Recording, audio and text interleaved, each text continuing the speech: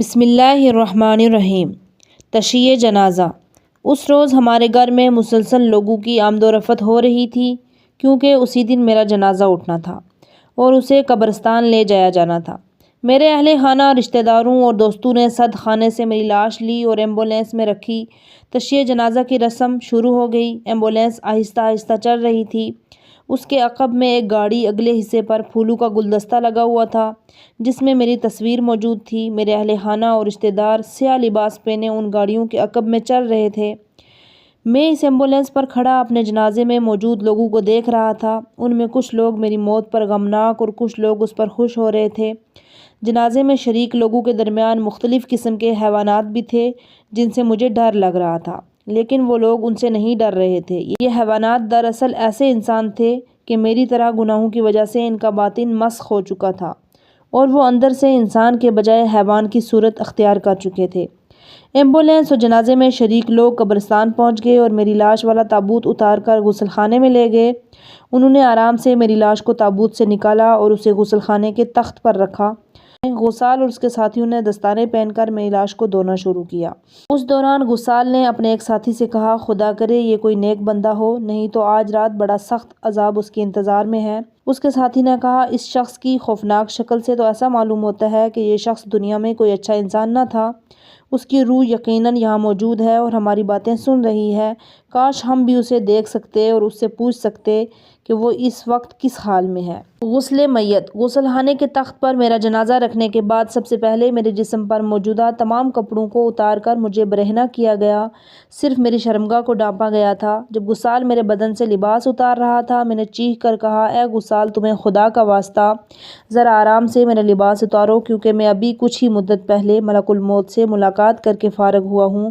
غسال مجھے غسل دینے کے لیے تیار ہو گیا۔ اس نے ضروری لوازم فراہم کیے اور شرعی طریقے کے مطابق مجھے غسل دینا شروع کیا۔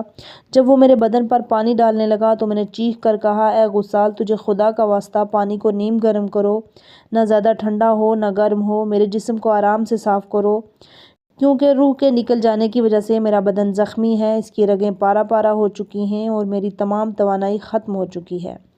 لیکن غسال میری التجاؤں پر کوئی دھیان نہیں دے رہا تھا، یا پھر حقیقت میں اسے میری آواز ہی سنائی نہیں دے رہی تھی، اس لیے کہ میری آوازیں برزخی تھیں اور اس کے کان مادی تھے۔ بہرحال اس نے غسل کی نیت کر کے میرے سر و گردن، پھر بدن کے دائیں اور پھر بائیں حصے کو بالترتیب بیری کے پتے سے ملا ہوا پانی، کافور ملا ہوا پانی اور خالص پانی سے غسل دیا اور پھر کفن لانے کا کہا۔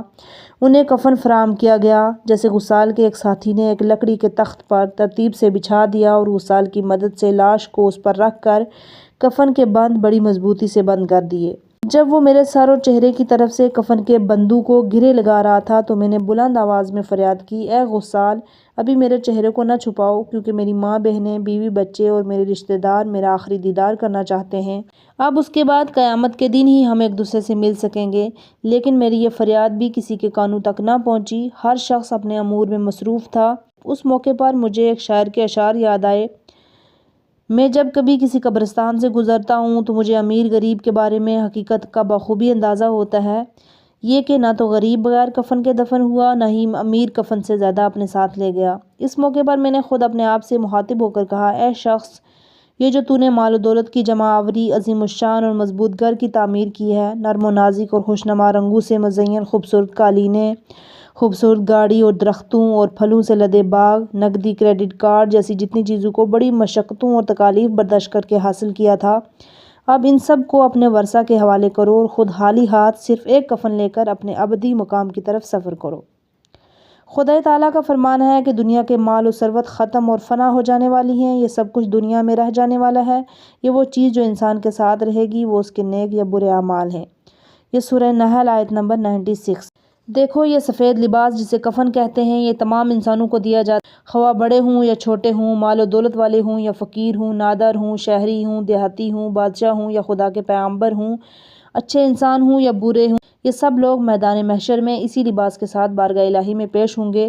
اس بارگاہ میں کوئی شخص اپنے قیمتی لباس پر فخر و مباحت نہ کر سکے گا۔ وہاں پر کوئی یہ دعویٰ نہیں کر سکے گا کہ میں تو بادشاہ تھا، میں تو امیر تھا، میں تو لیڈر تھا، میں تو حکمران تھا، اس لیے میرے ساتھ دوسروں سے مختلف سلوک کیا جائے۔ نہیں، بالکل نہیں۔ جی ہاں، تمام زن و مرد اسی سفید اور انسلے لباس کو پہنے ہوئے ہوں گے جو کہ بارگاہ الہی میں ان سب کے برابر ہونے کی واضح علامت ہے۔ قرآن مجید میں خدا تعالیٰ کے فرمان کے مطابق سورہ حجرات آیت نمبر 13 میں خدا کہتا ہے، صرف ان لوگوں کو دوسروں پر فوقیت دی جائے گی جو خدا کے اطاعت گزار اور دنیا میں صرف خدا سے ڈرتے رہے ہوں گے اور صرف اسی کی عبادت کرتے رہے ہوں گے۔ جب مجھے غسل دیا جا رہا تھا تو اسی دوران میرے عزیز و قریب درختوں کے نیچے کرسیوں پر بیٹھے سگریٹ وغیرہ پی رہے تھے، ایک دوسرے سے پوچھ رہے تھے یہ جنازہ کب باہر آئے گا۔ صاف معلوم ہو رہا تھا کہ اب وہ مزید انتظار نہیں کر سکتے، وہ لوگ جلد از جلد اس قبرستان سے نکل کر اپنی برکت والی رنگین دنیا میں واپس چلے جانا چاہتے تھے۔ لاش کو غسل دے کر کفن پہنانے کے دوران حنوط کیا گیا۔ غسال نے تھوڑا سا کافور لے کر پیشانی، دونوں ہتھیلیوں، گھٹنوں اور پاؤں کے انگوٹھوں کے سروں پر ملا۔ یہ وہ مقامات ہیں جو سجدہ کرتے وقت زمین پر لگتے ہیں، اسی لیے حکم اسلامی کے تحت انہیں کافور کی خوشبو سے معطر کیا جاتا ہے۔ لیکن اس کا کیا فائدہ تھا، کیونکہ پوری زندگی میری پیشانی ایک مرتبہ بھی خدا کے حضور سجدہ ریز نہیں ہوئی تھی۔ علاوہ ازیں چونکہ مرنے کے فوراً بعد روح کا بدن سے رابطہ مکمل طور پر منقطع نہیں ہوتا، اس لیے مسلمان اپنے مردوں کے بدن کا احترام کرتے ہیں۔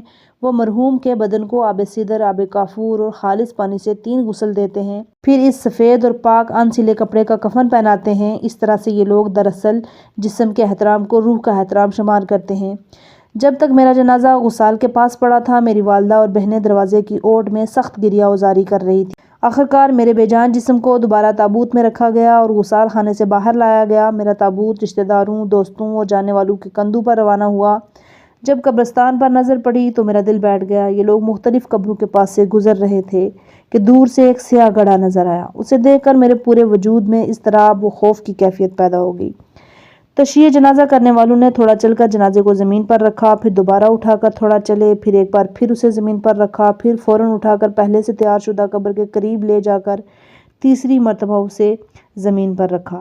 یہ سب اس لیے کیا جا رہا تھا کہ قبر سے میری وحشت خوف میں کمی ہو، لیکن قبر کو دیکھ کر پھر ایک بار ڈر اور خوف نے مجھے اپنی لپیٹ میں لے لیا۔ میں نے بزرگان دین سے سن رکھا تھا کہ مجھ جیسے گناہگار انسان جس نے اپنی پوری زندگی گناہ میں گزاری ہو کہ قبر جہنم کا ایک گڑھا ہے، اس لیے میرے پورے وجود پر خوف و وحشت طاری تھی۔ میں چونکہ جانتا تھا کہ میں ایک مجرم اور گناہگار ہوں، اس لیے مجھے یقین تھا کہ قبر میں داخل ہوتے ہی جہنم میں ڈال دیا جاؤں گا۔